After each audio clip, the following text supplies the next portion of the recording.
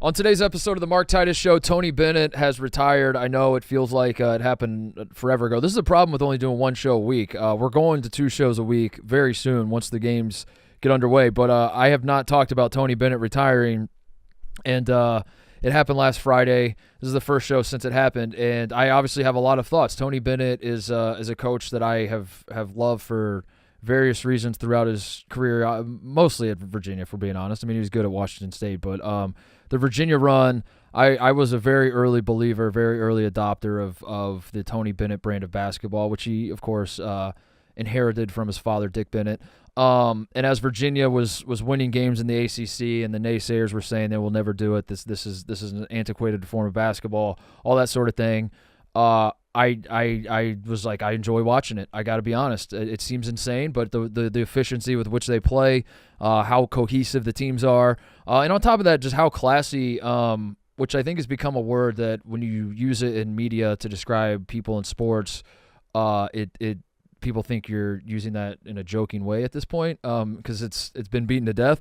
But in Tony Bennett's case, he was just like all class and felt like a throwback in that regard, and like how he approached the job of coaching high-level college basketball. And then, of course, in 2019 is the big breakthrough after losing to the 16 seed. And his story at Virginia, the Tony Bennett era at Virginia, was an absolute joy as an outsider, as a guy who had zero ties to the University of Virginia, the state of Virginia, frankly, everything about Virginia basketball. Once Kyle Guy went there, he was an Indianapolis kid, so like I had that sort of tie, if such a thing existed, where I was like, I will cheer for the indie kids, so I kind of had that, but that's pretty much it. That's the closest personal tie I had to that program, and yet I found myself just becoming a huge fan of the way he ran his program, the way his teams played, even though it was slow and at times a little monotonous. Like if you had the right mix of guys out there, it was actually a very beautiful brand of basketball, I thought. So anyway, Tony Bennett, I'll reflect on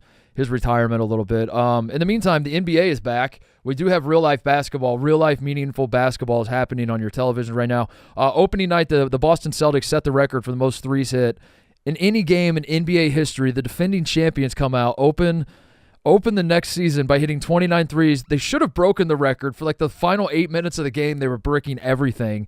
But yeah, the Celtics, I mean, that's as emphatic as a title defense run can start, really. Opening night, they just destroyed the Knicks, and then we, of course, later in the night had the Bronny James situation, which we'll talk about a little bit as well. But other stuff around the league that came up. I mean, there's the Zach Edey thing, which I take no pleasure. Hold on, give me a second.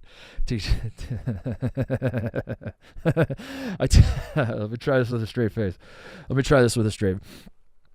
I take no pleasure in reporting that Zach Edey fouled out of his first game. That is something that I just really, really hate to see. Anyway, the NBA's back. Some exhibition games are going on around college basketball too. Duke looks awesome, as anybody that's paying attention expected them to.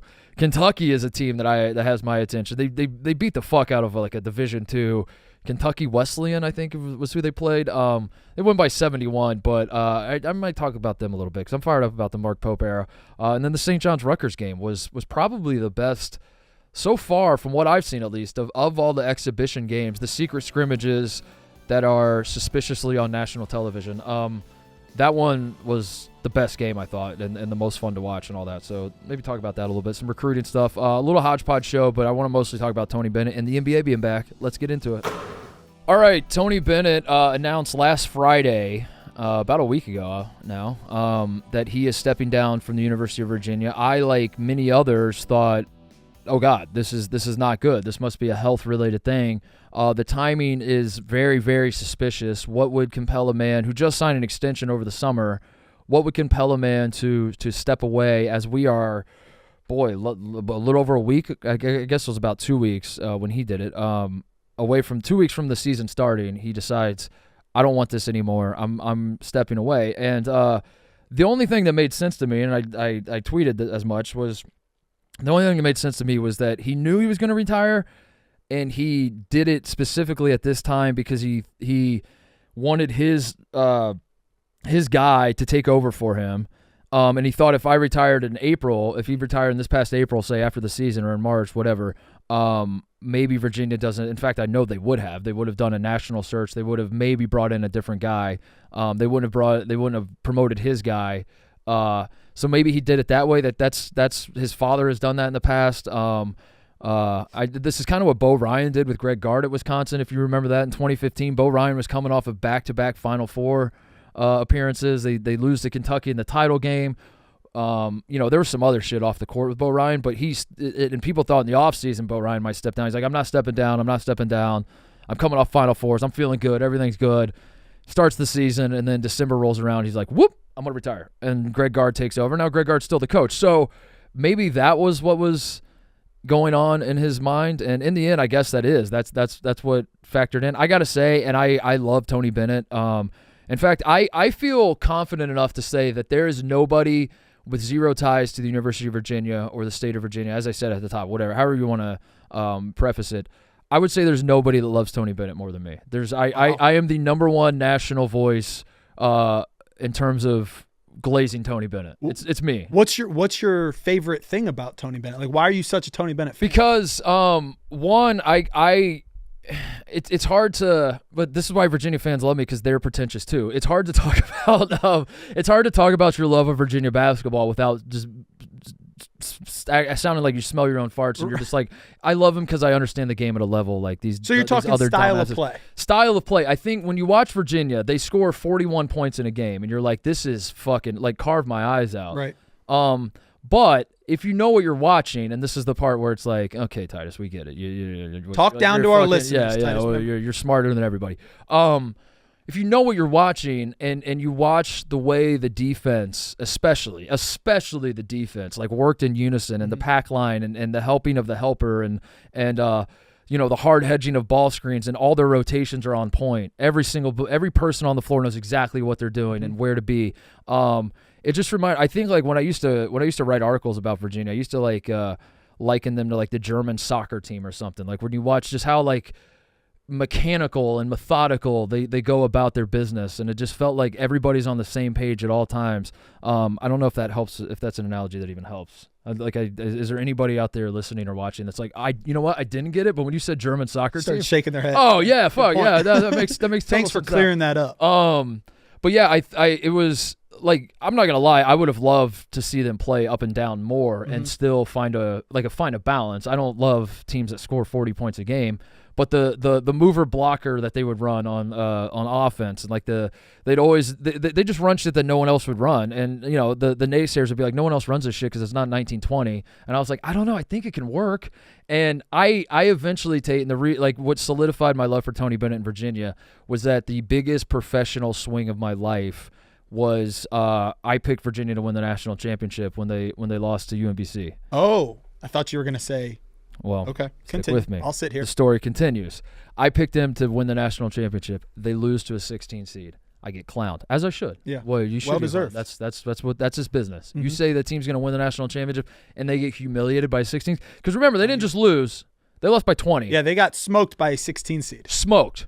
And I come back the next year, and I was looking in the mirror all offseason. I was like, maybe they're right. Maybe Virginia basketball can't work. Maybe there's something about this style play. They have a good plan A. It looks good when everything is going exactly as planned. But when they go up against a team that's like hitting threes and the pack line gets extended a little bit, now guys can drive and kick on them a little bit. Their assholes get tight in NCAA tournament games, and it starts to fall apart. Like maybe it's just never going to happen. And then the 2019 tournament rolls around, and I was like, fuck it.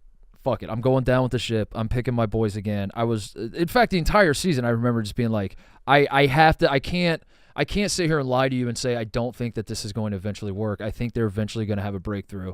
And then 2019, they had just the most insane tournament run of all time. Just fucking pulling luck out of their ass left and right.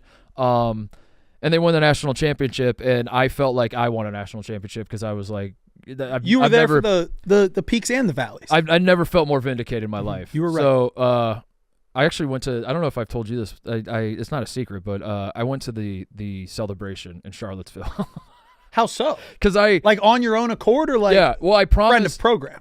I promised throughout the year, I was like, Virginia, we're in this together. if Tony and the boys can win I was like, when you guys lost to the 16 seed, that was the most humiliated I've ever felt as like a basketball knower. Like I have to get in front of a camera regularly and be like, no, I know ball, I promise. And then you lose to a 16 seed. Like, this is tough for me too now. And I said, if you guys can pull this off, like I think you have a chance to, I will come to the parade. I'll celebrate with all of you. And then they won, and I went to Charlottesville, and I was just like standing there, and I was like, this is fucking awesome. No, I'm a man of my word. So yeah, it was that, but I honestly, and this is tough for me because again, I understand how corny it sounds, and it especially in this era of college sports and all that, it's just corny. That's the only way to put it. But I still, if you've listened to my show or watched my show long enough, you know that this is one of my fatal flaws. Is I still believe in like a little bit of the Mayberry element of college sports and the the good old days when you're. So what is this retirement though? Like that takes it. That part's gone now. I know. So that's I was gonna say that's the other thing I loved about Tony Bennett is that he was one of the good guys. You know what I mean? Like he was like he made it watching the way he like when they lost to UMBC and he does the immediate right outside the locker room interview and he's just like I forget what he said, something about like it gets dark before the darkest before the dawn or some shit like that, and he just like Batman. the way he always carried himself, and he lost with class, he won with class. That stuff still matters, and I understand for a lot of people they're just like, who gives a fuck, dude? Let's just play basketball. You're making millions of dollars to coach basketball. Like, who gives a fuck? Just go out there. Like, why are we pretending like these kids are going to school or that they need life lessons or I don't need this isn't John Wooden teaching his team how to put socks on like Bill Walton used to talk about all the time. It's like like we don't need that shit anymore. So like, who cares? For me, and again, this is like one of my flaws is I still. I don't think it's a necessity anymore. I'm not that naive, but I still value it when I see it, and I'm still like, that's pretty fucking cool that a guy cares about that sort of thing. So for that reason, I love Tony Bennett as well. And anyway, massive loss for the sport. Yeah, I think what I would say as a former basketball coach, I've always envied Tony Bennett for a couple reasons. The first in which is he never had. Like when you see Steph Curry just take over a game by himself, or you just see a LeBron take over the game by themselves, he didn't have those people. Yeah. So, and a lot of times the good players make coaches look good. Yeah. Tony Bennett has his thumb on the program to the point where like that was a successful program because of Tony Bennett. Yeah. So that's very impressive. The second thing is, like you said, he always seemed to take the high road in all aspects of everything. Yeah. And it's like almost poetic that I don't necessarily agree with how he did it or when he did it. Right. But why did he do it? And the reason why he did it is because this is no longer the pure game that Tony Bennett could have his thumb on. Right. And I think well, first of all, I thought I said it earlier. If I didn't, I will say I don't love the timing. I understand what he was thinking. It's a common move to. I don't love it though. To handpick your successor. I'm a little critical of that, just in that like I don't know if it's fair to the players. Now, I do think Ron Sanchez is well liked as far as I know, and I think, but it doesn't matter. I put yourself in the shoes of a recruit that just signed for Virginia, and don't get me wrong, Virginia also is not a one and done hotbed. Like these people signed there. And their parents had their kids sign there to be coached by Tony Bennett, who I'm sure was telling them, like, I will be raising your kid for the next 3-4 years. Right. That no matter if they got their right guy, no matter if he's a liked guy, he lied to them. He kind of. And that sucks because that's not a Tony Bennett move. That's not a Tony Bennett move. But then if you, he would argue he's looking after his guy. So I don't like how that and he signed the extension. For me, it's like. And I will say this too, Tate. This is not him retiring was not a shock, and I'm not trying to do the like I had a scoop and I just sat on it type thing. I didn't, but there were whispers for the last couple of years that he was disillusioned with the state of college sports, right? And then you sign an extension, and I was kind of like, all right, maybe not. Like I had heard rumblings, if you want to call it that like Tony, because when Jay Wright retired, that was kind of like a moment where it's like, oh, this 100%. Guy that we thought was going to be around for 20 more years is saying like, I kind of did what I set out to do, and this game is changing. I don't know if it's for me. I'm going to step away. And Tony Bennett felt like a guy who could do that, and especially, even as a guy that defends his play style, I will say the game is changing rapidly. And part of what made the pack line defense work, and not even part of, like the big thing that made a pack line defense work, is when you're packing all your defense in and making people, like daring people to shoot threes. Mm-hmm.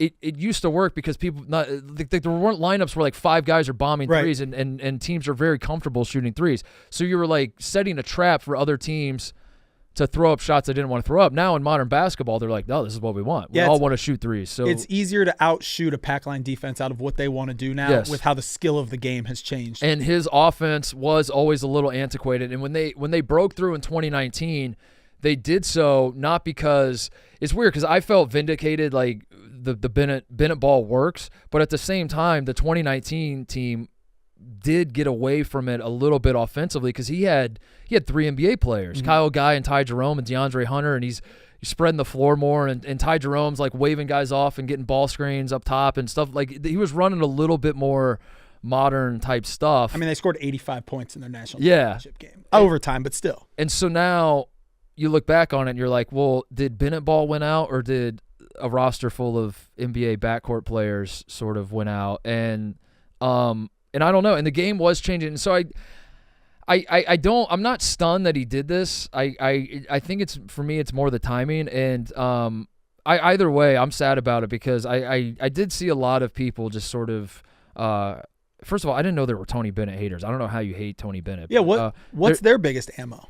Pre this decision, because I can hear you say this is not best for the kids. Pre this, Tony Bennett's one of the good guys, and he's a hell of a coach. Overrated that he's I thought when he won a national title, it'd be like, oh, okay, so never mind. We can't say you choke, but then he went back. They kind of went back to choking, and everyone's like, well, that was a fluke when you won the national title. And I'm like, how do you have a fluke? You can't have a fluke national title. You can't have a.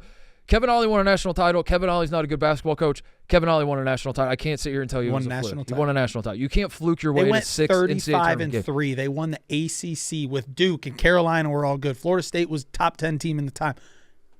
You can't fluke. You can't fluke your way to national. You can get lucky as fuck. Now I will. Granted, if ever a fluke existed, maybe it's there. Like they were lucky as fuck in a lot of different turns, but.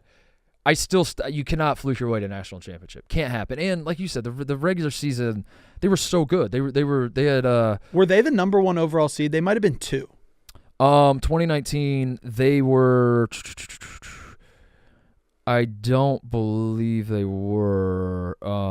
Yeah, they were. I believe so. Coaches poll at the end of the year, they were 1. AP, they were 2. So going into it, they were. Who was 1?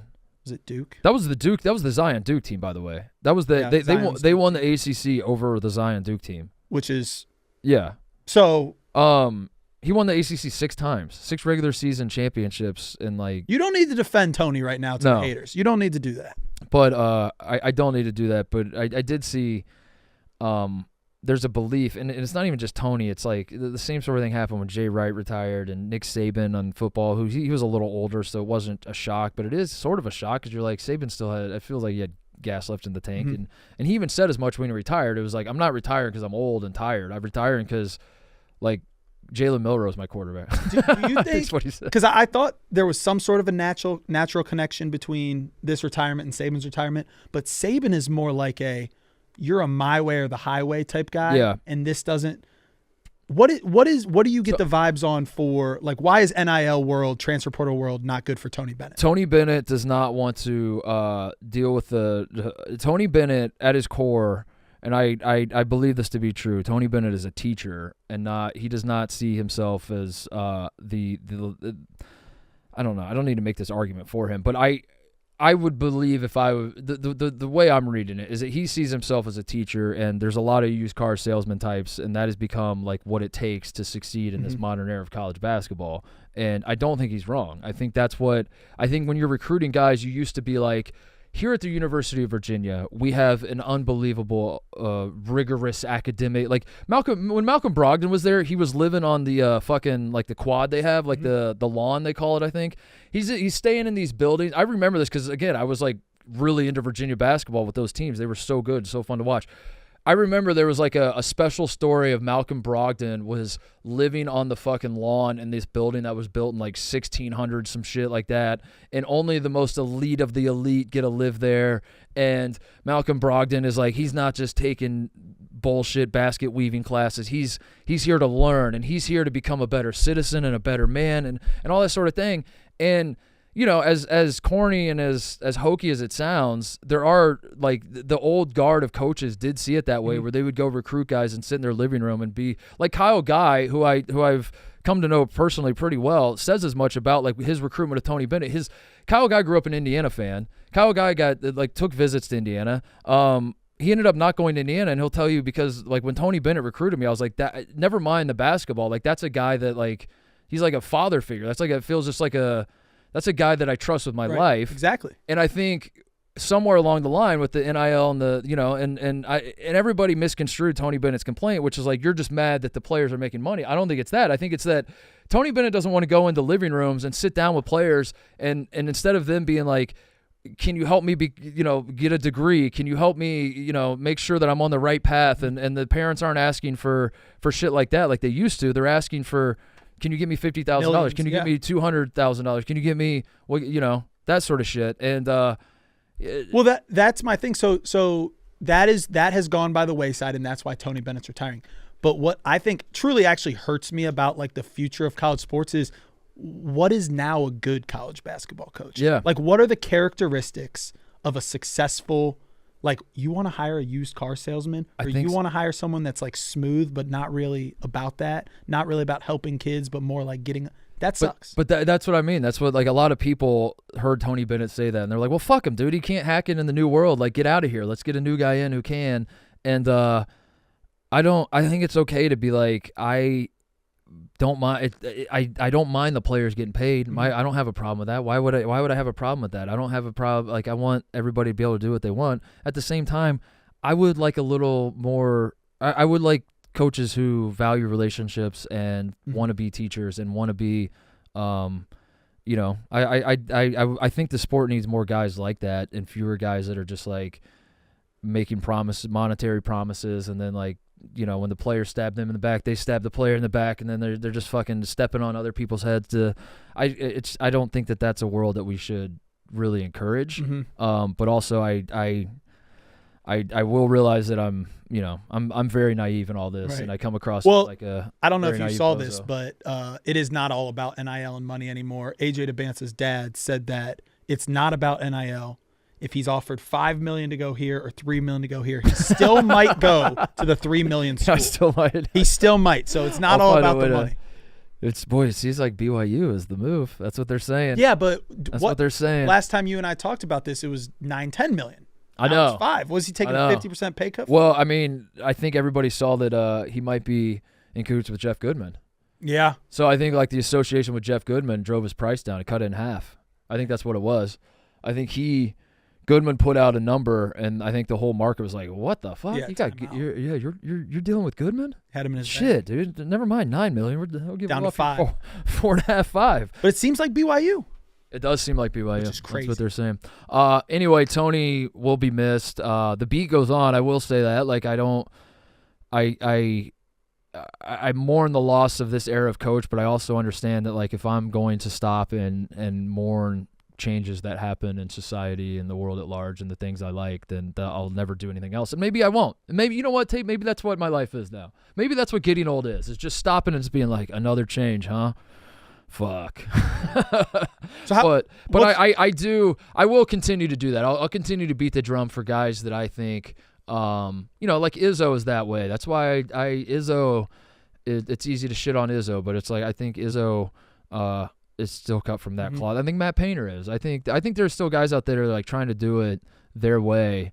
And I'll celebrate those guys when they have success and all that sort of thing. So anyway, Tony Bennett, 2-time National Coach of the Year, won the ACC 6 times. A nice parting gift to NC State. NC State doesn't go to the Final Four if Tony Bennett fouls up 3. That's a fact. Oh, wow.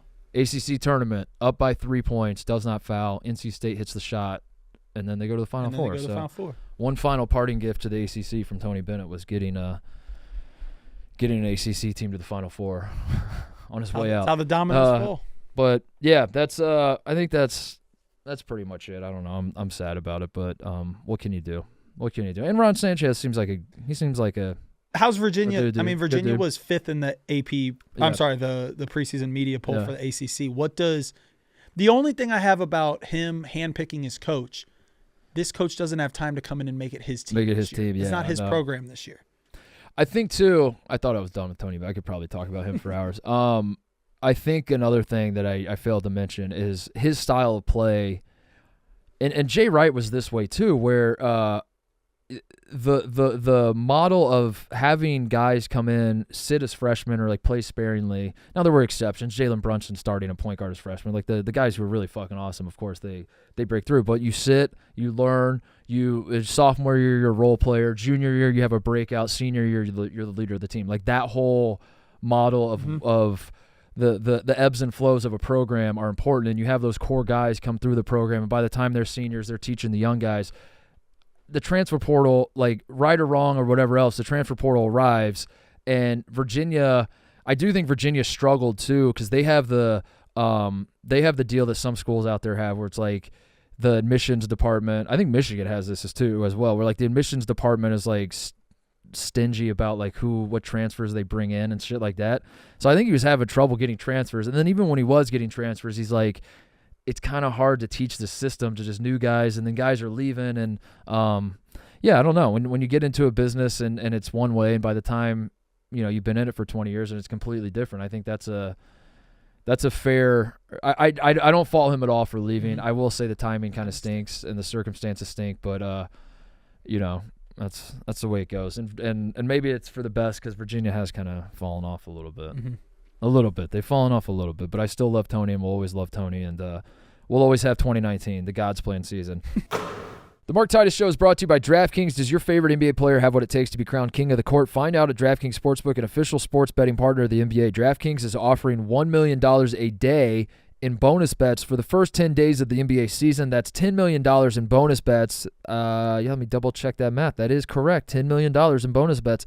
Here's how to shoot your shot. Opt in and get a daily NBA profit boost token. Pick a pregame NBA player prop to boost. If that player leads the league that night in points, plus rebounds, plus assists, you win a share of $1 million in bonus bets. Download the DraftKings Sportsbook app and use code TITUS. That's code TITUS, Titus, to win a share of $1 million in bonus bets. If your player is king of the court, only on DraftKings, the crown is yours. The NBA is back. It is. We have real-life basketball happening. I think the story, so we're recording this Thursday afternoon, so we've had 2 nights of games. The first night was just the doubleheader, and then last night was everybody got a game. Basically everybody. I think there are a handful of teams that still haven't played, but the story for me so far is the Boston Celtics, the team that won the championship last year, the team that brought basically everybody back. Mm-hmm.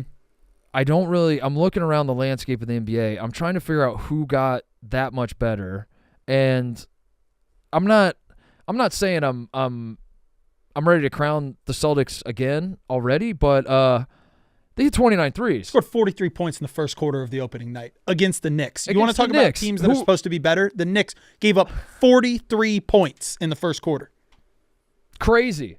It's crazy, and it's kind of they're kind of ruining basketball. But they're also so fun to watch. When you put 5 guys on the floor that can shoot, it's so fun. But it's also like I don't know how to pretend for 81 more games that. And then the playoffs. I mean, I'm trying to think here. The Thunder could be good. Maybe the Thunder don't fuck it up in the playoffs like they did last year. The Timberwolves don't. I mean, they lost that same night against the Lakers. They don't seem like they're going to be that much better. Do you think Jason Tatum took it personal how he won a title and then everyone was just like, those were terrible finals? And then he comes out night 1, 37 points, 10 assists, hits 8 threes. Well, that's the thing is like somehow we as a basketball world allowed the Celtics to win the title and then come back with a chip on their shoulder somehow. We did that. We did that. You did that. I did that. You did that. What did I do? Replay the tapes after the Celtics won the title, and you're like, well, I mean, Tatum. Tatum. I mean, Tatum did say that was me. That was me. I did say that. Tatum was Jaylen Brown was better. But then Jaylen Brown's not put on the Olympic team, so he's like, that's true. Fuck all of you. Tatum gets put on the team, doesn't play. He's like, fuck all of you. Derek White, I guess, is just fuck all. Just like that's just I don't know what Derek White's gripe would be. But yeah, he should be right now. Well, then he got the guy that stole his hat in the Colorado State game. That's right. He gets in a fight. He gets in a fight at a college football game. On his shoulder. So he's like, fuck that guy. And now all of a sudden the Boston Celtics are like an underdog team, even though they're a fucking juggernaut. We have made them not an underdog because you're right. Like, you don't want to crown them champions, but like, did you see them play the other night? They're good. But it's almost like, and I was as guilty as anyone, we have talked up these improved how good this Eastern Conference is going to be to the point where, like, the Celtics have to be like, have you guys watched us? The two contenders in the East, from my perspective, and you and I are going to throw in our biases in a second, but I think if you would ask a national audience, how many contenders are there that could theoretically stop the Celtics from winning another championship in the East? It's the Philadelphia 76ers. It's the New York Knicks. Those seem to be it. Now, there might be others that emerge. You're going to say the Cavs should be in the mix. I'm going to say the Pacers should be in the mix. We're both probably wrong, but maybe we're right.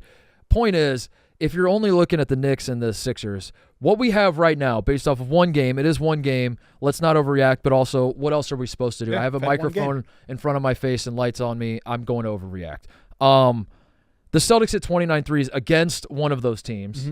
It was never a game. If you turned it on 10 minutes after it started, you missed all the suspense. It was over almost as soon as it started. Everybody was getting in on the action. The whole fourth quarter was just like kind of a fucking joke. They were trying to get the record. Everybody's just throwing up like circus shots, trying to hit the final three. It was senior night. Yeah, they're throwing the walk-ons in and just like asking them to throw a three up. So the Knicks, I don't know how you can watch that game and be like, yeah, the Knicks are right there. Meanwhile, the Sixers, Paul George and Embiid are both out, and we're investigating Embiid. Yeah, and Embiid's under investigation, and we're unsure of how much he's going to play. And he's saying, "I'm saving it for the playoffs," and you're like, I don't know. So like, what else are you supposed to think? What else are you supposed to think? But the Celtics are going to. You're right. Like I can't believe that we did all this preseason talk, like, oh, the East's going to be good, and then one game in, we're both just like, well, no, it's not. But with that being said, let's not disrespect Giannis and the Bucks. That's true. Let's not disrespect Giannis and the Bucks. And let us not you said I'm going to give my personal opinion. Let's not disrespect the Cavs. The Cleveland Cavaliers. The new look. Are you saying new look? Yeah, I was going to ask you. Is it new coach, new look? New feature of the team. Obviously, Donovan Mitchell's still there. Did you see Evan Mobley last night? He's good. New animal. Like 25, 27 minutes or whatever he played. 25 points, 9 rebounds, going coast to coast. We've unleashed him. He's going to be most improved player. He looked awesome. It does look like a breakout year is coming for him. Yeah, I don't know. It's hard not to overreact. The Magic are fun. I think the Magic are. How do I say it? I'm trying to think of like, I don't think the Magic are serious title contenders, but they're going to be a team that I am mad is not on national television more this year. Yeah, I'm gonna be mad. Like, I'm gonna catch them in a game and be like, why? What? Can I get more of this? And the media companies can be like, no, sorry, that was your one Magic game a year. Here's what the Magic and the Cavs and the Pacers, probably not the Bucks, they're probably a little bit better than that. Here's what they're going to be this year. If the Sixers don't figure their shit out in the regular season, like if they're really going to wait and beat, they're going to have to match up with one of those teams in the first round. That is true, yeah. And then that's a problem. Well, the Sixers, it feels like that's their plan. It feels like the way Embiid was talking at the start of the season, and he doesn't play opening night. He says he's not playing second night of back-to-backs. It feels like the Sixers as a franchise, their plan is, and really it's just an extension of Joel Embiid. He's like, I've won MVPs in the past. I've had these great regular seasons. Enough of that. I get killed every year because I fall apart in the playoffs. I'm putting all my focus on the playoffs. And then one game into the season, I hate to make Connor Griffin be the voice of all Philly fans, but he's unfortunately become that for me in my life. Connor Griffin's already like, well, what the fuck? This is crazy. We got Joel Embiid sitting out games. But I also think that that's like a fair. If you're a Sixers fan, like that feels. You spend all off season getting excited about the Paul George era and about like we're revamped and we got Tyrese Maxey has finally like broke through and he's a fucking star in this league, and you have 3 guys, your top 3 are as good as anybody's top 3 in your mind. You're like, our top 3 can go toe-to-toe with anybody. And then the season starts and 2 of them aren't playing.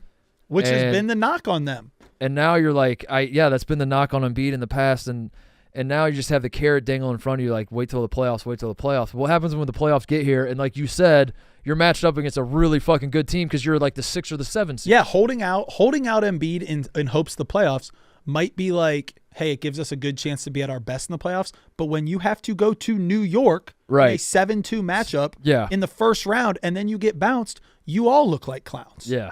And now you set out the whole season, and now you get bounced, and then the Sixers fans are like, what the fuck was that? What was that season? And don't get me wrong, it's easy to play Monday morning quarterback, but wouldn't you rather go give it your best and then try and get that 2-3 seed and then go clean the clocks of whoever? Yeah.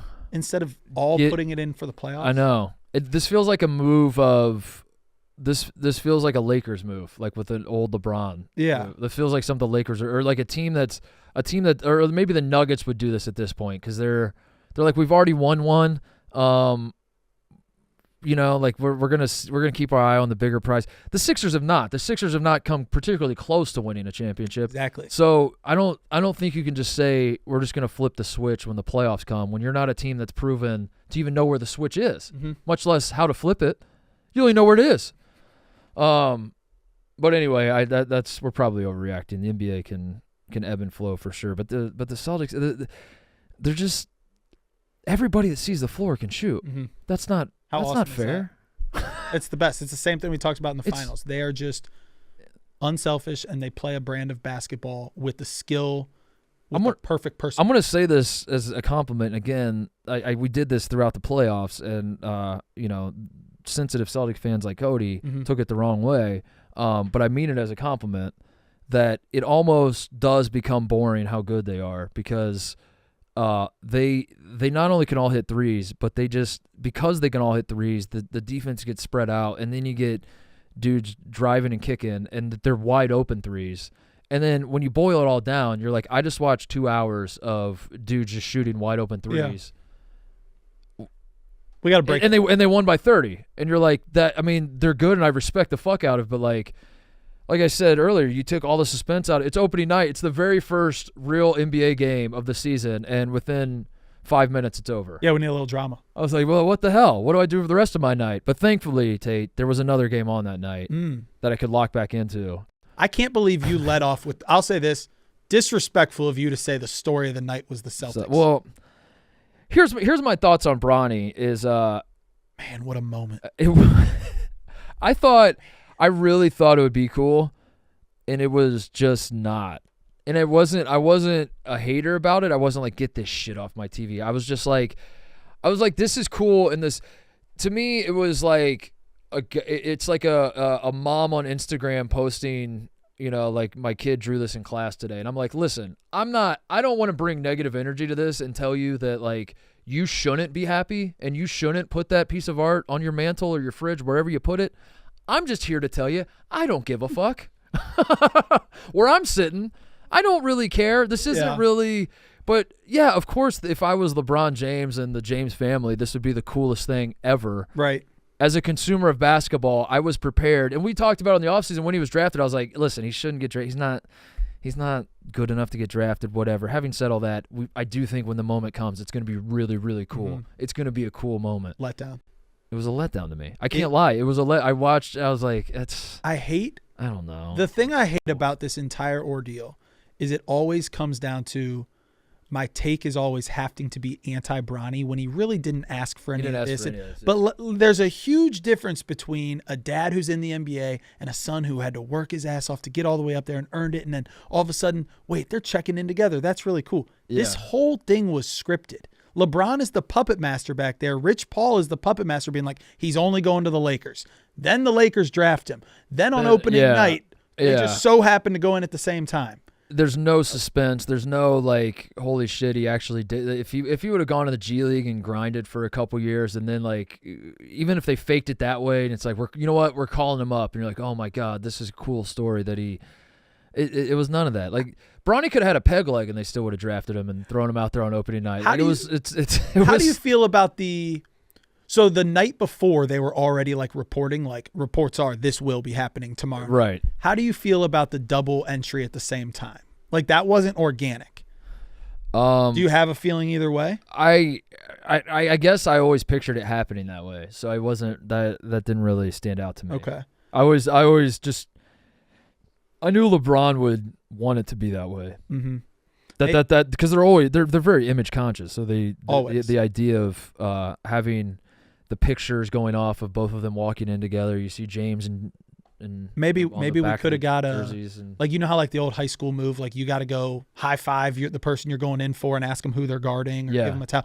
That would have been cool. Like, hey Dad, who you got? Yeah. Like, here's your towel, Dad, for the bench. Greg Gard used to do that shit. I was a towel guy. You were a towel guy? Yeah. Everyone on my bench holds a towel, and then when I say, Aaliyah, go get Harp, she goes in, hands the towel, and now you know where you are in the press. You know who you're guarding, and they have a towel. And you also know they have a towel. And most importantly, they can towel off. And you'll never have 6 people on the floor if you do that. Did you see that last night? No. This is no offense. Like, again, I don't want to make this the Cleveland Cavs show, but we fired JB Bickerstaff. He goes to the Pistons. 6-man on the court technical last night.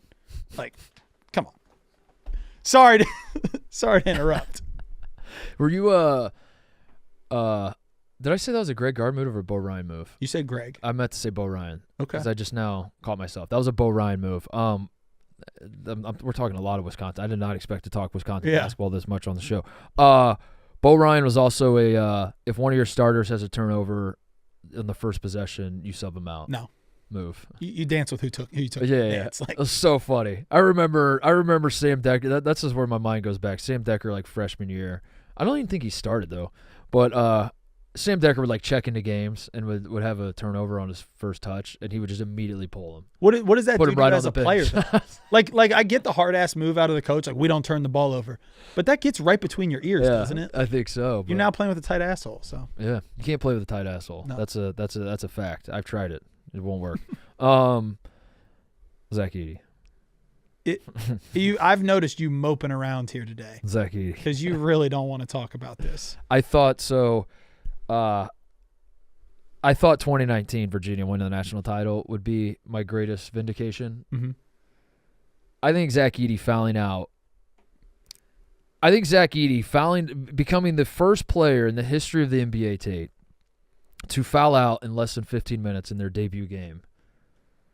After all of last season, when, as a reminder, and you can check the tapes, I never said Zach Edey was bad. I still think Zach Edey's going to be good. This is not my reaction from the game last night is not Zach Edey's a bust and doesn't belong in the NBA. He's going to play for 10 years. He's going to be, if nothing else, a great screen setter, a great lob catcher, a great rebounder. All of these things will help him stick around in the league, and I think he's going to have a fine NBA career. And you'll look back on it and be like, yeah, that was a solid career. Mm-hmm. He'll have a game where he scores 25, and Purdue fans are like, see, we knew he had that in him, whatever.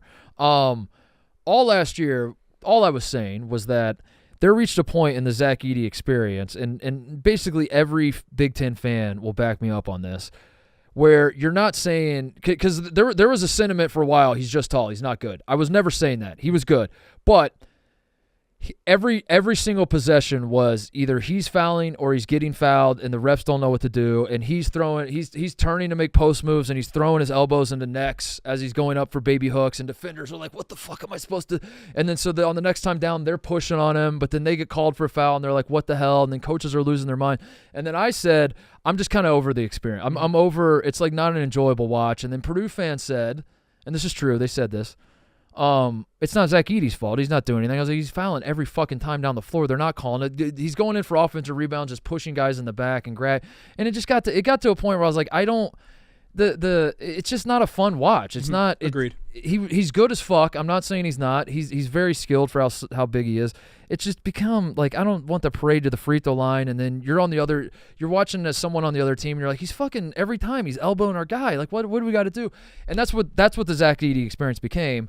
And then he plays less than 15 minutes in literally one NBA game, and he fouls out. He gets 6 fouls, and you get an extra foul, Tate. You get an extra foul in the NBA.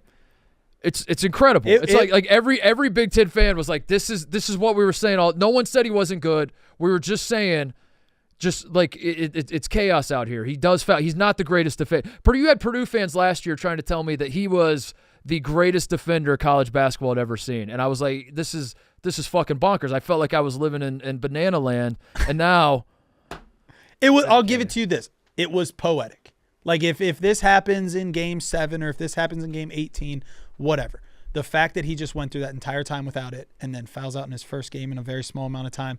So good. You got what you got what you I got what I wanted. I'm Congrats. Done. I can put my sword down. The fight is over. I don't even care what happens the rest of his career. This is, I mean, one of two things has to be true. Either the Memphis Grizzlies all offseason brought in Zach Edey, drafted him 9th overall, and they said, you know what, Zach? We went back and watched your tape at Purdue. You were really good at not fouling. Like you were really fucking good at not fouling.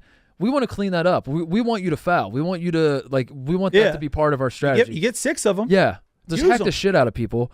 Or, and this is again crazy to think, but like what if he kind of was very physical and refs just kind of didn't know what to do and they threw their hands up and were like, fuck it, I guess just let him play. And then he got to the NBA and refs were like, no, we're not going to let you play. That's a foul. One of two things has to be true. Now, I could be wrong. Memphis could have, when he was at Purdue, not fouled. And then when he got to Memphis, they were like, no. What we really need out of you tonight, 6 fouls. Give us 6 fouls in 14 minutes. And they did win the game, Tate. So that's the thing. Maybe there's some truth to that. Like there's the Mark Tituses of the world are going to take their victory laps this morning and be like, oh, did you guys see the fouls that Zach Edey had? Does Zach Edey give a fuck?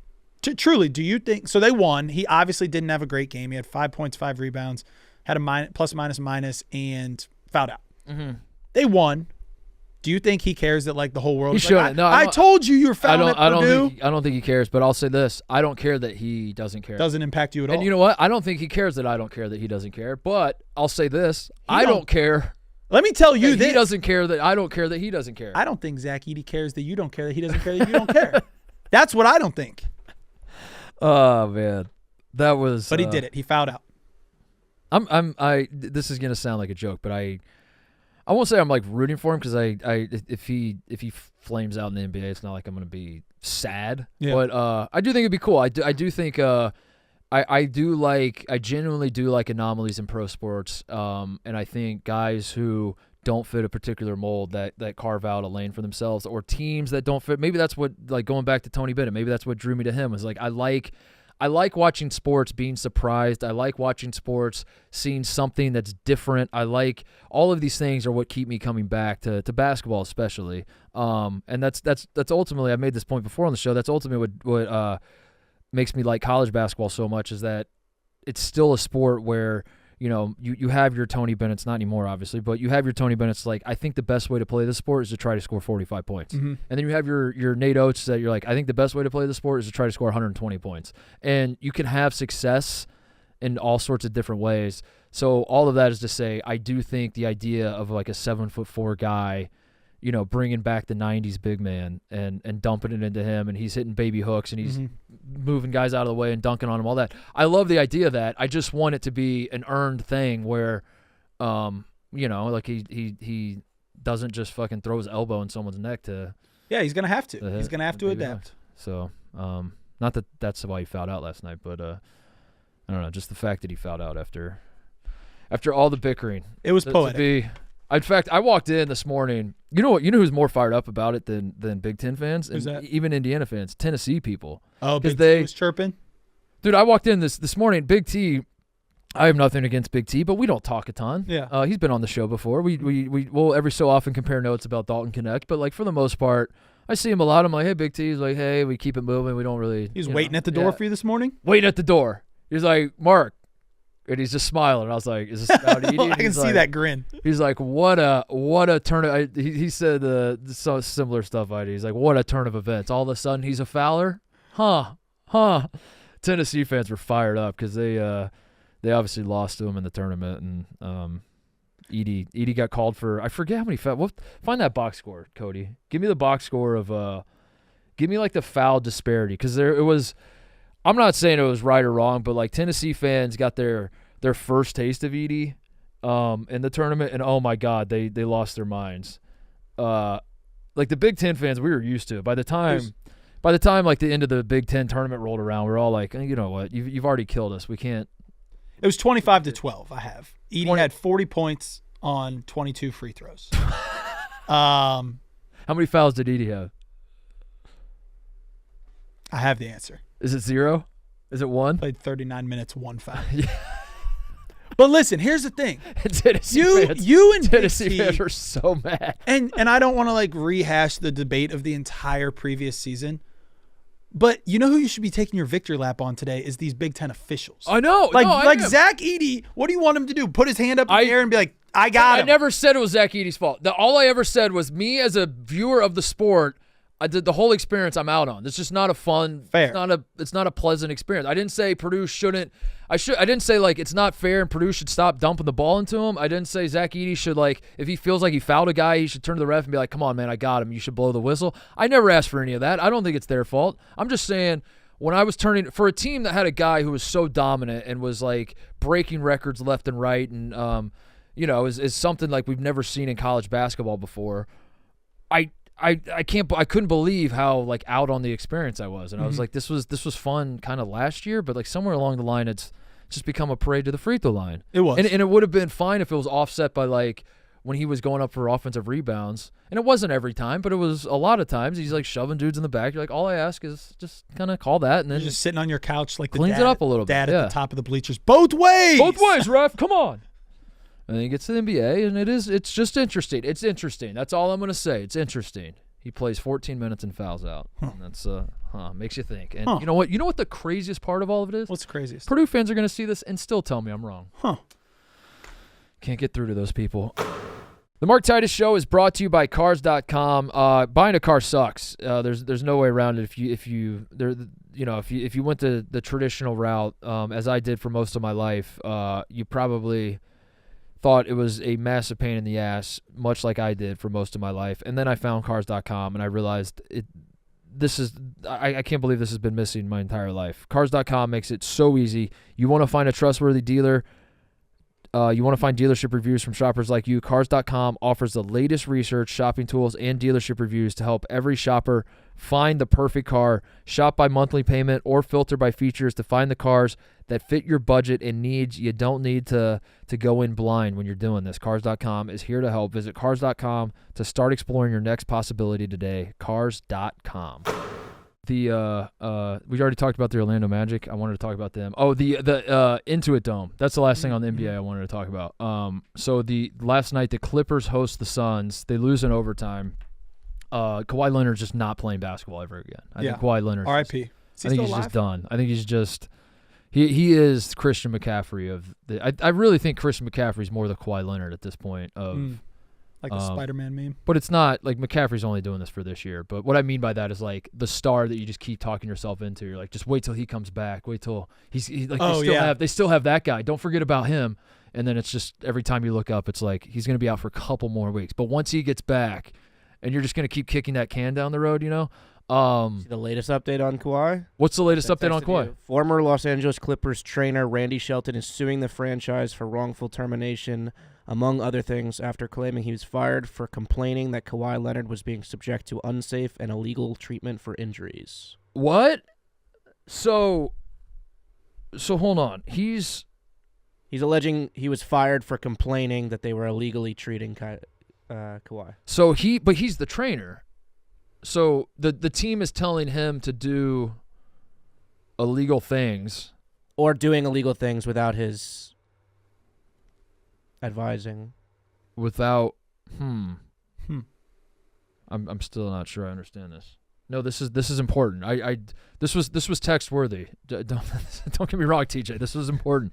I'm just trying to understand why this is important. Allegations of tampering years prior to signing Kawhi Leonard. Oh. Kawhi Leonard was being subjected to unsafe and illegal treatment for injuries. What? But so why does? But I'm confused because he's the trainer. So you're hurt. You hurt your knee. You go to the trainer. You say, "How do I get my knee back?" He tells you how to get it back, and then now he's suing because he's like, "I tried to tell you guys that the treatment I was giving him was illegal." I think he's saying, I'm pretty sure I know what he's saying, and that is that the Clippers were enforcing like poor practices, poor ways to handle Kawhi's injuries. Got it. And he was being forced to do things to like get him on the court instead of do what's right for Kawhi. Okay, that makes more sense. But also that seems like Kawhi should be the one upset about that. Kawhi should probably be upset about that. But that doesn't give me confidence that he's coming back. That's bad news for Kawhi. That actually makes it feel the opposite. It's literally like your dude that fixed your knee being like, yeah, and I didn't do a good job. Well, also Kawhi was supposed to play in the Olympics. Even when he in the picture, don't forget that. Yeah, he was in the picture. Even when he was put on the team, there was still like, I mean, it's always Kawhi. I'll believe it when I see it when he gets out there. And then he doesn't play, and the silver lining, I guess, was that he was going to not play here, so that way he can play in the NBA season this year. And then now we have no idea when he's going to start. Like that doesn't. He's had how many months since? Yeah, the it Olympics? Doesn't make sense. When it was supposedly he was like kind of fine going to the Olympics. If you're questionable in June, you're ready to go in October. You should be ready to go in October, and he's think. gotten no better since June, which tells me that his knees are just toast. He's just done, which sucks because he was a special dude. But anyway, where was I? I was talking about the Intuit Dome, the Clippers host last night, the Suns. They lose in overtime. But this new Steve Ballmer arena was built with the idea that this is going to have a college basketball type feel to it. I don't know if you watched any of that game last night. I saw the free throw situation. The wall was cool. I loved it. I absolutely loved it. I love what he's doing there, especially the toilets, which I don't know if I brought up on this show or mostly sports. Steve Ballmer did the interview with 60 Minutes showing off his new arena, and he goes, yeah, we have like 1,000 toilets in the arena. And the guy that's like doing the interview like just kind of laughed and tried to move past it. And I was like, no.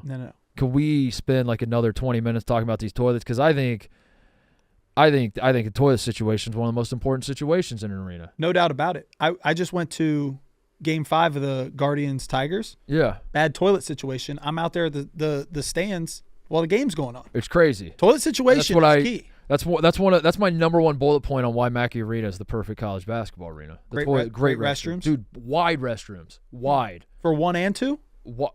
I don't know if I've ever number 2'd. Someone from the Purdue area. Somebody, yeah. Take a shit and get back to us. Yeah, I don't know how many Purdue fans I have left with this show. And that drives me nuts because you are a donor of the university. I'm a donor, and I'm excited for this year's team.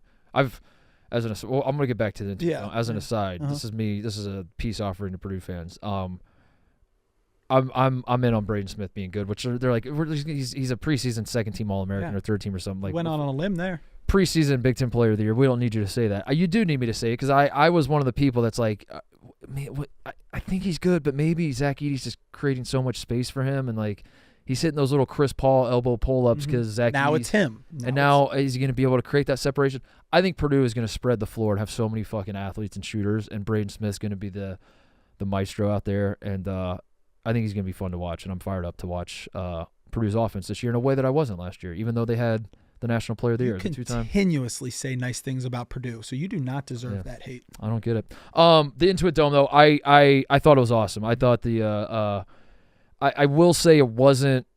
At no point was I like, am I watching a college basketball game? It was still an NBA game. Well, they said they wanted it to be like one of those international soccer games where there's just fires in the stands. Yeah. It's like, it was cool, but it wasn't quite that, but it was, to me, markedly different than the normal NBA type crowd. So that's cool. And I do think Steve Ballmer, maybe I'm just drinking the Kool-Aid, but I do think he genuinely cares about his franchise. And maybe it's just me seeing clips of him losing his mind. Yeah. And then that does enough for me to be convinced. But I think that he's buying he's buying whatever he's selling to everyone else. Like he's drinking his own shit that he's serving up. Like when Bosco and I did the draft of how we would start a college. I don't think he got drafted. He would be a great booster. Yeah. Because he cares. He's not just writing the checks. He is, how can we improve the facilities and how can we make it a better game? He cares about what's going on there.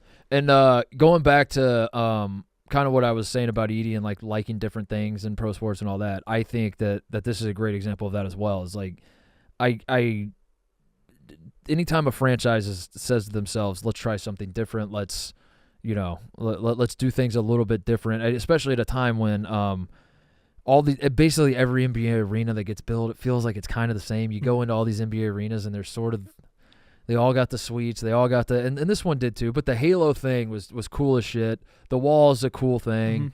They're tweaking it enough to where it's like there was some thought and some heart that was put into this, not just thought, I should say. There was some passion that went into it versus just like a bunch of dorks in a boardroom saying like, if we squeeze this many seats and charge this much for season tickets, we'll make this much money, right. Which is how, maybe I'm being cynical, but that's how I feel like most pro sports are operated these days. And you have a guy who's like, fuck it, dude, let's make an awesome atmosphere for people that love basketball. We'll see how much momentum they have throughout the entire season, because if Kawhi's not playing, Paul George isn't there anymore, you got a James Harden who's not getting any younger, and they're just relying on him to – the only way they're going to have a chance is him scoring like 35 a night. Like, at a certain point you're going to look up and they're like 12 games under 500. Are people still showing up? And it's tough to have the most advantageous home field, home court when your team stinks. Yeah. Like, at what point – even though last night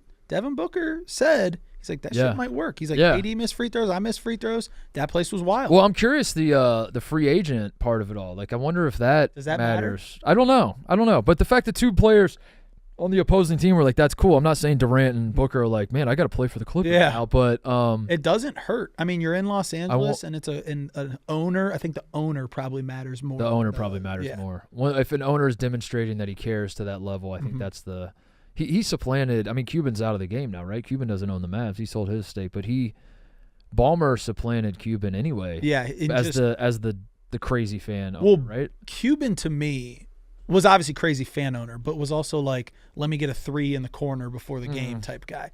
Ballmer is out there starting like, let's go Clippers chants. Right. Like, he is. Cuban wanted to be friends with the players. Yes. And Ballmer almost doesn't care. He's just like, I want to just cheer you guys on. Ballmer will remind you that fan is short for fanatic, because that motherfucker is out there screaming. Ballmer's like a proud team mom, and Cuban was like trying to be boys with the guys. I think that's what it was. I think that's the difference. You might see Ballmer in like face paint at one point. Like, that's the difference. Oh man. Some quick notes. Exhibition type. Oh fuck. Sorry, I just got a text message from – I have a debt collector who I don't know if I've ever said this publicly. I owe like – I don't owe it. I don't know if I should say this publicly. I don't want to acknowledge it because I've never responded. What the heck are you talking about? I am erroneously being asked to pay off a debt that does not exist, and it's the biggest fucking pain in my ass to like, I don't know, I get texted like once every like 3 months. It's like, you want to square up that debt, and it's like $44, and it's not, and at this point it was a principle for me. It was always like, fuck you, I don't owe you that money, I'm not paying you that money. Right. It was a company that I don't want to say the company because I don't want to acknowledge that. Right. But it was like, they think I have their equipment. We'll put it that way. Okay. And I don't. And I have documented proof that I sent to them that I gave you your equipment back. And they're like, you still owe us for that equipment. I'm like, fuck you. That was 9 years ago. And now I'm in a 9-year battle, Tate, with this unnamed company who I owe like $50 to. Right. And they won't drop it. And I won't drop it because I'm like, I'm not at this point. You're a man of principle. Yeah. But I think it might be fucking my credit up. I think what you need to do, my advice to you as someone who is younger and less experienced, you just need to tell them that you're working on it. Like every 3 months, like, hey, remember you owe us $40. Like, I'm like, working on it. Literally just picked up an extra shift at the factory for this. No, I've had my wife every so often. She's in tears. She's like crying. She's like, Mark, just pay it. Just get these people out of our lives. She's crying. Mm-hmm. She's on her knees begging me, and I'm like, honey. Say, honey. It's a matter of principle. Right. A man has to have a code. If you give a man a fish, he eats for a day. But if you teach a man to fish. Anyway, I just got like the text message. It's like once every couple months they hit me with the like it's an automated bot, and they're like, hey, it's the debt collector. You owe us $44.20, and I'm like, no, the fuck I don't. Yeah. Some notes before we get out of here. Exhibition games are going on in college basketball. There were 3 of note to me. Mm-hmm. Number 1, Kentucky. Big win. Won by 71 points against Kentucky Wesleyan. Now, it's a team that's not Kentucky Wesleyan is division God knows what, and them blowing them out should not be a surprise to anybody. What I wanted to make note of is, number one, they made 21 threes. Mm-hmm. Shot 50% from the 3-point line. Assists out the ass. They are going to play very deep. The offense is humming. And Mark Pope is a player's coach, and I think the night and day difference, like it feels.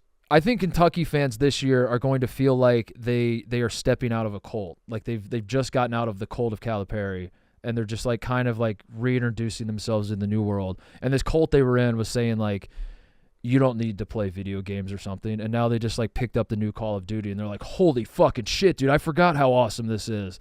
Or what's something else? Cody, you've been in a cult before. What are some of the shit that what are some cult things? What are some cult things you're not allowed to do? He's grabbing the mic. Yeah, why are you grabbing the mic? You never grab the mic. Well, have you been in a cult? He feels comfortable talking. Yeah, I was like, you've been in a cult. He's like, yeah. Yeah, actually, I do need to give me that fucking mic. Yeah, actually, I can weigh in on this one. What is some shit that you can't do in a cult? What does Scientology say you can't do? I don't know. But I feel like they have been, they've been just like held hostage. They've had like Stockholm syndrome with John Calipari for so long. And last year, it finally was starting to break through that they were like, does this guy suck? Kind of. Has the Calipari? Is the honeymoon over with this guy? Are we kind of over? And then he leaves. But anyway, my point is, Mark Pope gets hired, and the dire Kentucky fans remember him playing, but they're like, are we sure he's a good whatever? Or can he coach? Is he Kentucky caliber? Or are we just hiring him because he played here? I don't really know.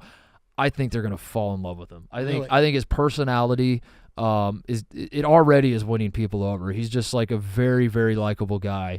Number two, though, and most importantly, their style of play is just going to be so fun, and they're gonna instead of like running stagnant offense where NBA, you got a roster full of NBA guys like walking the ball up the floor and looking at the bench, and Calipari stomping his over 4, run 4, and he's sweating and he's like yelling at these kids, and you're like, just fucking let him play, John, and instead of doing all that, Pope's gonna his teams are gonna get up and go, and they're gonna run some fun offense, because that's what he did at BYU, and they had some good teams. He brought Jackson Robinson over, and I am curious though. Kirk Risa, he didn't play in the exhibition.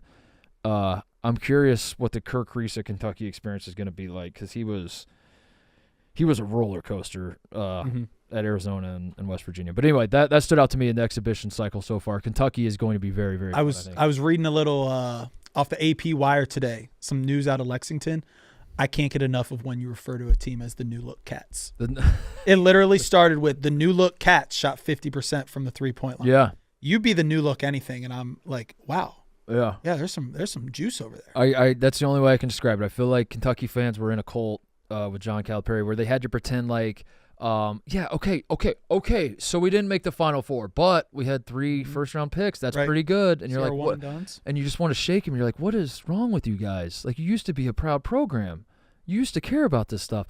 Now, I will say, like, the wins have to come for Pope. Like, the winning the press conference and running and gunning can only get you so far. Right. If you play Alabama, Alabama's going to be like, you think you can run and gun? Watch this. Right. And you lose to Alabama by 40. Like, that's at a certain point, you got to start stacking dubs. But right now, I think Kentucky fans are going to fall in love with their coach, because he's such a likable guy, but he's also I think the style of play is going to be hearing you talk about that, and hearing a lot of people are echoing the same sentiment you are, which is like, good time to be in Kentucky. Positive upgrade, good change, everything's going to be fun. I don't think there's a more hyped up game, and this isn't going off on a ledge here. Kentucky versus Arkansas is going to be fucking It's going to be awesome, yeah. Because that one game, there's only one, is going to determine for the rest of the year. Yeah. Who's the better coach? Yeah. Like, it's all going to go into that. Cal might retire if he wins. He might just retire and just be like, it's all I wanted. I just wanted to prove. But who? Okay. And I'm sure you'll hear this later in the show. Who has more to lose in that game? Kentucky or Arkansas? No. Coach Pope or Coach Cal? Coach Pope or Coach Cal? I think it's Coach Cal. It is. It's Coach Cal, yeah. Because Pope's like, whatever, I have a long career ahead of me. If Cal loses immediately, it's his guys, he's toast. It's gonna be fun. Yeah, I'm excited about the Kentucky-Louisville. As the number one hater of the Kentucky-Louisville rivalry, I'm going to tip my cap to it and say that I can't wait for that game, by the way. I think Pat Kelsey versus Mark Pope's going to be awesome, and I'm very excited to see the new-look rivalry.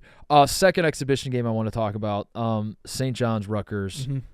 I might want to talk about Rutgers more, TJ, because there's some other shit off the court I want to talk to TJ about. I want to get some answers about that. What the heck's going on? But Kaderi Richmond of St. John's is going to be. Jim Root was here last week and was like, I asked him the question, where do you draw the line in the AP poll of national title contenders and not? And I think he said like number 11 for him. Auburn. Was Auburn 11 or Auburn's 10 or something like that? Somewhere around there. And they said the one team I would throw in there that's below that line is St. John's, who's not even ranked.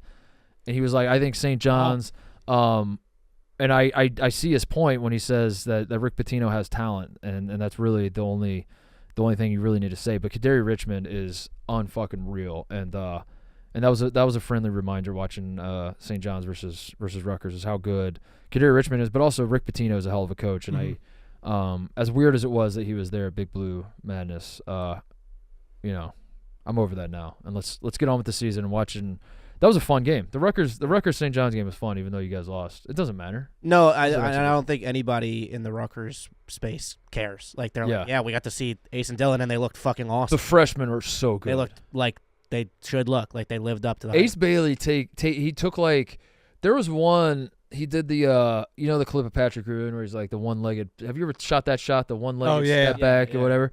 Ace Bailey shot one of those and hit it, and it was like, oh, he practices that. Like, he actually has shot that shot.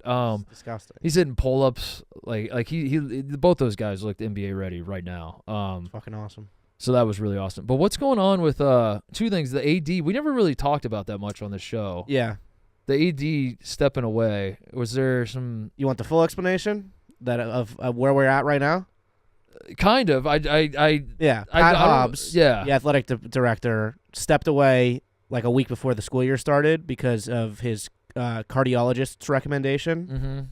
Was then found out that it appears he was having a consensual affair with the gymnastics coach, who was also in the midst of covering up a bunch of complaints from the gymnasts about being like bullied by the coach, the female gymnastics coach. Oh. So it was like the athletics department was covering up a bunch of like complaints from gymnasts while the athletic director was having an affair, cheating on his wife with the gymnastics coach. Wow. Yeah, that's no bueno. His stepping away went from cardiologist recommendation to actually no, he was cheating on his wife. That's likely with the gymnastics coach. Okay. Separate issue completely is now it appears that Rutgers has asked for the termination of their that was the other thing I was going to bring up. Yeah. So Dylan Harper and Ace Bailey both played in this exhibition wearing Nikes. Dylan Harper's been wearing Kobe's his entire like promo run all summer, in practice, in all of his media images. He's been wearing Kobe's. And in the exhibition game, they both wore Kobe's. Jordan Rogers, who's a sports marketing speaker and used to work for Nike, posted this video about like how this is like a landmark thing because with NIL and like individual player contracts, they don't know if who outweighs who, if the team outweighs the players. But his point was it's an exhibition, so likely they'll wear Adidas once the real games start. Right. Ron Harper, Sr., commented and said, how much you want to bet Dylan's going to be wearing Nikes all season. Now it appears that Rutgers has asked for the termination of their Adidas deal. Across all sports? Across all sports. It's long been known that Greg Schiano is a Nike guy and wants Nike for the football program. This was a contract that came up earlier this year, like at the end of last school year. So this was supposed to be like a re-up. I don't know where all for Dylan Harper. I mean, he's pretty good. Yeah. So I don't know how this works with who outweighs who and if it's like worth breaking a contract to keep these recruits at school. But it seems like there's a lot of fucking bullshit going on behind. I don't know what's happening. Is Nike? As an aside, but it's relevant. Is Nike still cool? Is Nike falling off? At one point, Nike, everything else was lame. Yeah, I don't think that. Like Nike. It feels like even when I look around the office here, like kids, these kids aren't wearing Nikes. Like when I think every sneaker I own is Nike. Just because I'm in the same boat. It was just like that's. I didn't even know other companies sold sneakers because I was just so conditioned to buy Nikes. And then I thought there was like a moment not that long ago where like any school that wasn't Nike, except for Kansas, because they had Adidas just funneling all of their resources into Kansas basketball. And then like Louisville got a little bit. If you weren't Nike, you're just left behind. Lame, yeah, and you're lame. But now I feel like Nike's kind of. Yeah, I think it's still definitely the king. Like there was a time where if it wasn't Nike, then you were a loser. But now I feel like the other ones are becoming cool because everyone else was wearing Nike. Yeah, kind of one of those things. But yeah, I still rock with my Bulls. Cody, what are you wearing? The Hokas. The Hokas. He flexed on you. He flexed on the Hokas? Oh. Damn. I love the idea of podcast listeners like that. I don't really know what Cody's. Cody, what shoes are you Cody's wearing? People are just like, Cody's my favorite guy on that show. He's so good. There is no Cody. For those of you who are podcast listeners, Cody doesn't exist. I've thought about that. I'm just turning and talking to a wall. Like Cody hasn't said a word today, but you've talked to Cody 7 times. Oh, yeah. It's like, what if Cody wasn't here? Yeah, he just doesn't exist. Well, if you wouldn't know, because I would still do it. I would still be doing podcasts, and I would turn and be like, Cody, isn't that right? And then just pretend like it'd be the same thing, same product. He might not be here. Again, if you're listening to the podcast, is Cody real? Most of you are. Yeah. Comment below. Is Cody? Yeah. So St. John Rutgers, I think it was a fun game. I wanted to talk about that. The freshmen are good. Kadary Richmond's good. The rest of St. John's, St. John's is going to be ranked almost immediately, and then they're going to stay ranked all season, I think. And then the final exhibition, I want to talk about Duke. Mm-hmm. I want to talk about Duke. That should be a segment on the show. I want to talk about Duke. Cooper Flagg is so good. Yeah, he's the real deal. He's so good. He is. And I said this to Jim last week, and I'm going to reiterate it here. The way I know, beyond like everything I've seen from him, I've like seen with my own two eyes how talented he is. But the way I know that he is as good as advertised is that there is not a single voice out there that is trying to put out this flame. There's not a single voice out there that's trying to like say pump the brakes on the hype. There's not a single person that's like, there's not like an old head. There's not one NBA old head that's like, there's no player podcaster. It's not like Kevin Garnett was like, I was at the Vegas thing. He's gonna be a good player, but like, let's calm down with this white boy. Like he's not all that. Everybody that sees him is like, this guy's unfucking believable. Every high level, like there's no haters. There's no Cooper Flagg haters. Maybe they're not like fully glazing, but like if it's out there, I haven't seen it. I haven't seen anybody that's like, yeah, I worked out with him, and I got to be honest, like his left hand needs work. Yeah. I think he's coming along nice, but he'll be that's rare. Like it's very rare. Like even like he reclassed. He's supposed to be a high school senior right now. Yeah, I mean, anytime, like you already said it, but like Caitlin Clark or whoever, a young person taking over, all the old heads say like, all right, let's see what they can do. It would be very fair to say, let's see what he can do in the ACC. Yeah. Like let's see what he can do in college. Let's see what he can do against. He's probably going to be good, but like let's wait until he's played a few games. You're not hearing that. None of that. Nobody's saying that. And I think it's because as good as he is offensively, and almost all of his highlights seem to be pull up jump shots or dunks or just he's just so fluid. His bread and butter is defense. He's got such great instincts, and he can block. He can guard any position on the floor at the college level. Probably by the time he gets to pros, it'll probably be the same there. And he's just going to be. I think he could be the best defensive player in the country. Wow. I think he's going to be. I think he's just. I don't know. There's nothing you could say about this kid at this point that I won't like buy into. I think he's just like unfucking real. And across the board. And again, Duke will go as he goes. Correct? I'm stating the obvious, but at the same time, I don't think. There's a number one recruit that comes into college basketball every year. Mm-hmm. So I don't sit here every year going into every season and say, that guy's the number one. Last year I didn't do it with Isaiah Collier and DJ Wagner. I wasn't like, dude, these guys, look out. I didn't do that. I don't do that every year. And I'm in a position where I am just like, this is going to be, this kid's unbelievable. I think he's going to be very special. And I don't know. And then the exhibition, you see it on full display. He had like 6 assists. He's blocking shots. Now again, these are exhibitions against lesser competition. Lincoln, Pennsylvania, yeah. But you see the instincts, and you see, and I've watched enough of these dumbass exhibition games through the years that like you see freshmen that don't look quite there yet, and all that sort of thing. So I don't know. I'm very excited about Cooper Flagg, as everyone else should be, and it's going to be a fun year to have. you have a season where the AP preseason All-American team is a bunch of names you should know if you've watched college basketball. Your Mark Sears and your Hunter Dickinsons and your R.J. Davis and Caleb Love. I think Janai Broom was on the team too.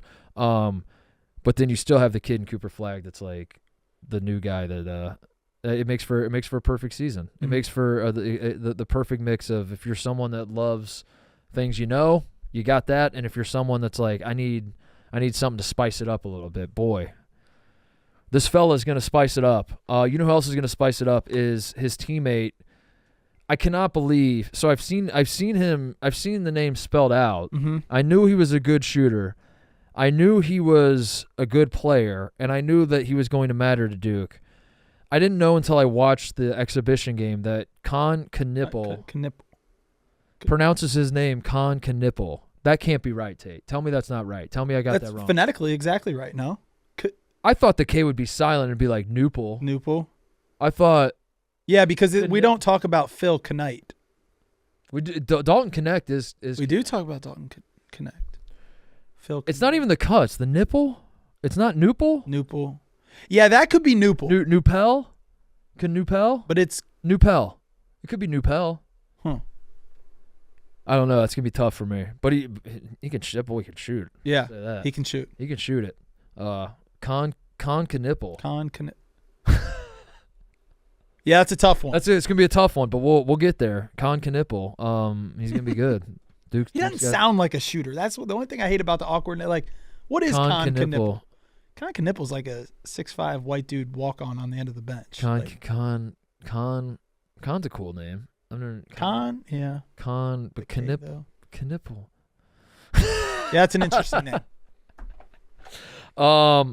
Lastly, recruiting news. We already talked about AJ DeBanza. That's the all eyes on him in terms of the recruiting cycle. I always preface recruiting talk with I don't really follow recruiting that much, but I'm doing this now for if you're new to the show or whatever else. Like this is not going to be a regular thing. When basketball starts, I pretty much check out unless it's like an earth shattering, like a guy commits to Kennesaw State who's like a 5-star top 5 recruit, and then I'd be like, all right, well maybe we should. That seems crazy. We should talk about that. So I'm not going to do an AJ DeBanza report every show, but yeah, that seems to be the news. Is that BYU, as first reported on this show, as fourth reported on this show? We were top 5 for sure. We were top 5 as top 5 reported on this show. AJ DeBanza to BYU has some serious legs. So let's keep an eye on that. But again, his value is plummeting. Jeff Goodman said it's $9 million. This time next week, he's going to be $100,000. Cut in half. I have 2 other stories I want to bring up. Number one, Braylon Mullins, this kid from Indiana, Jimmy Chitwood type from Indiana, committed to the University of Connecticut over Indiana University just yesterday. And Dan Hurley has now done this twice where he's taken white boys from Indiana. Liam McNeely, the big freshman they have at UConn, was committed to Indiana, decommitted and went to UConn. And then now local kid, which makes it, is a twist of the knife. So yeah, that's just something to keep an eye on. As Dan Hurley is poaching the Indiana recruits, and it's on multiple layers. And you know me, there's no bigger Indiana fan these days than me. But that's their second 5-star in their backyard, not becoming a Hoosier in like 2 weeks. They have the Harrelson. I went to Notre Dame. And now that was a big one. Yeah, but and I don't know how to say this perfectly. Indiana, you need to lock in your 5-star white dudes in your backyard. Lock in the 5-star. You whites, need to, because the 5-star whites don't come along all that often in Indiana. And that's like that dude scream like he's got Indiana stamped on his forehead. Yeah, we have the 3-star whites. There are a dime a dozen in Indiana. They are everywhere, and they all want to go to Indiana. And they all want to go to Indiana. They're lining up. They're dying. Yeah. We get a lot of 4-star whites. 5-star whites don't come along. No. All that often. So when you see them, you gotta get them. You gotta get them, and they didn't. And but yeah, I wonder if Dan Hurley is it personal? Does he hate Mike Woodson? Well, I saw. So the kid said that there's no one he'd rather play for, which makes sense. Back-to-back national championships, the player development, everything's perfect. Does it seem personal that Hurley's is he poaching on our turf for a reason, or is he just taking best play? Oh, I'm an Indiana guy now. Have you not seen the Undaunted? Come on. I can't. I'm an Indiana You're guy. You're fighting the daunted allegation. No, I'm the biggest Indiana fan now because if Ryan Day loses this year, you know who I want to be our coach next year? Indiana. Oh, okay. No one wants to see more success than me. All right. I see now. The easiest way to get IU fans to just drink bleach really is just like put a list together of all the guys. Could have beens. Yeah, all the could have beens. Really in like the last 15, I don't know, going back forever really. And they're the guys that go to Purdue, which obviously hurt. They're going to a rival, but like somewhere deep down you kind of understand it that they're like, well, you know, the kid, he went to an in-state Big Ten school. Like you can't. Right. It's not that hard to see why he might want to do that. I would certainly never do that because I'm an Indiana fan. But like, what you know, but the kids that go out of state, your Greg Owens and Mike Conleys, and traitors, Kyle Guys, and Benedict Arnolds. It started the first time I remember it. The first like big one I remember. Well, Zach Randolph went to Michigan State, but they were getting IU got Jared Jeffries, I think, in that same recruiting class. So they were like, whatever, we got the better player anyway out of the state of Indiana. But I remember Sean May, whose father was a legend. Scott May is a fucking legend at Indiana. Was on the undefeated Hoosiers team. You know, grew up in Bloomington. He went to high school in Bloomington, and he went to North Carolina. And they came back for the Big Ten ACC Challenge. I was at the game. Oh my God, I've never heard booed so loud. Really? Oh yeah, they booed the fuck out of him. Really? And then I remember thinking, I was like, I think if he would have gone to Purdue, I don't know if they would have booed as loud. I think he would have been better off going to Purdue. It's the people that truly like say I need out of this state. It's the people that are like, because if you go to Purdue, I think people are Indiana again. It's not like they're happy about it, but I think this was always my mindset growing up in that state was like, at the end of the day, I want the idea of basketball in the state of Indiana being a little different, a little better, mattering to kids that grow up in Indiana. So if you grow up in that, and I say this as a guy that obviously went out of state for school, but I wasn't a 5-star recruit. But if guys demonstrate, like Jalen Harrelson's going to Notre Dame, so like that's still okay-ish. You miss out on the guy, but you're like, you know, he's keeping it in state. Pride. We get it. State pride. So that was always my mindset. Was like, if you go to Purdue, you can't really be that mad because it's a kid who understands that like basketball is a little different in this state. It's the kids that go out of state and go to your UConns and go to your Josh McRoberts going to Dukes, your Kyle Guys going to, you know, when Eric Gordon was committed to Illinois, that was a huge deal, and then they got him to flip to Indiana, and they're like, thank fucking God, dude, we can't keep doing this. I don't know. It's just a funny trend that. Yeah. If you wanna annoy the fuck out of your Indiana friends, just put your list together and I will. After hearing that, I will. But put your list together. I don't know. Isn't there something to be said for like? I feel like almost when you grow up so close to a program, go off to college, go to North Carolina, go experience to something different. Yeah, it makes sense to me. Yeah, the older I get, the more I'm like, it's not that big of a deal. Yeah. But you know, I mean, we're living in a time where Spies Fieldhouse got rid of their basketball courts and put in pickleball. Yeah. Courts. So, you know, like I can't sit here in this chair and argue that Indiana basketball is different anymore. You know, I just can't do that. I can't. Not when Spies is. We're holding on for that Final Four weekend. That's going to be. Not when shit like that's happening. We're going to be back. We're going to be. I don't like this. One more thing before we go. What were you saying, Cody? I'm serious this time. I do want you to talk. What were you saying about Coastal Carolina? Before the show. All right, never mind. All right, that's the show. Thanks for You want that commitment video also? Oh, that was the other one. I knew I had two. Yeah, turn that on. Show Tate. I want to show you this. I haven't seen it. This was the other recruiting news. I almost forgot about this. A kid at Harvard Westlake, which is this like it's where the Illuminati send their kids in L.A. Okay. Private school. Johnny Juzang went there. That's a basketball name you might know of guys that played at Harvard Westlake. Kid is committing between. I think there were a handful of schools, but it was Gonzaga, UCLA, and Duke. Yeah, Gonzaga, UCLA, and Duke. Okay. Right. This was his recruitment video. Watch his mother. I want you to just watch his mother. You tell me if there's anything interesting about his mother. This decision has been very difficult, but ultimately I decided to commit to Duke University. Whoa! Now, my question is, mama ain't happy. Is that something to you? It is, right? That's the most obvious. That's a thing. Here's my question. Did she know he was saying that and was giving that reaction? Yeah, was she surprised? She had to have known, but also, if she knew and gave that reaction. I will say it's an elite high school in Southern California. Maybe she just got Botox. Maybe it's like, her face can't move. Maybe she's like, it's a huge smile and she just can't get it to No, you got to go no tap on that one. Like, she's already got to go like, hey, I'm actually happy for my son. Yeah. And UCLA being on the list. I mean, the way I read it when I saw the video for the first time was like she wanted him to go to UCLA. Yeah, no shit. And like, he swerved her. Which we don't even, like, make sense. Like, I would want my son to go 15 minutes down the road too instead of 50 hours away. Yeah, across the country. But also, just a little smile. Yeah, just a little smile. Yeah, I almost forgot that. Had you seen that before? No, first timer. Yeah, that was good. Cody, go ahead, so we can get out of here. Please, like hurry. We gotta. Take your time. We got places to be, dude. We're trying to. Coastal Carolina is offering a deal, the We Win, You Win money back guarantee, a unique experience where if the men's and women's basketball team combined win 35 games, you'll get a full refund on the season. So wow.